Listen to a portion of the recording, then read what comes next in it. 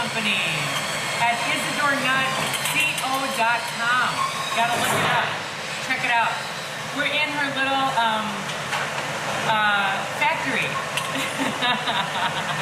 where she makes her nuts. And we're totally nuts about her nuts. And I love nuts. Big nuts. Okay, so anyways, hi, how are you? I'm great. How are you? I'm good. Tasya, tell me, what made you start doing this? So Isadore's my grandfather's name. Cool, cool. And he had Parkinson's in the late 50s. And instead of just listening to Western In medicine. the late 1950s or in his 50s? Yeah, late 1950s. Oh, wow. So instead of listening to Western medicine say, we don't know what to do for you, Yeah.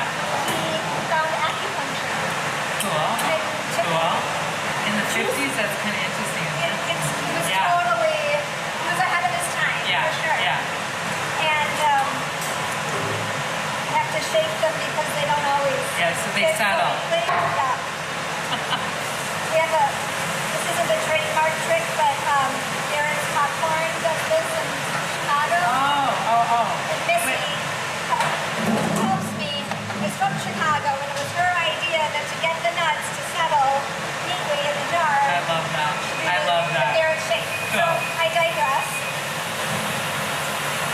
But I like to make sure there's like a I love little. that.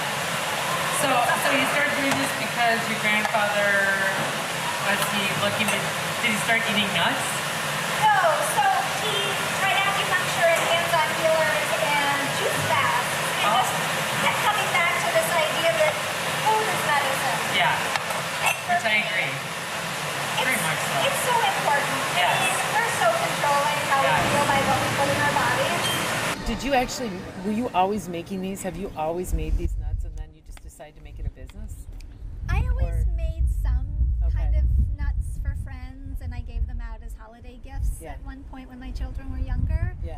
And then I just sort of had this idea around the time that I was doing a yoga teacher training, which I don't know why Oh, I thought I she's should do she's a both yoga at, teacher. at once. Yeah. But I thought I should create a business and do my training at the Because same you were, time. how old were your kids young? My youngest had just gone into full day preschool. Yeah, and so the other she one was became in bored.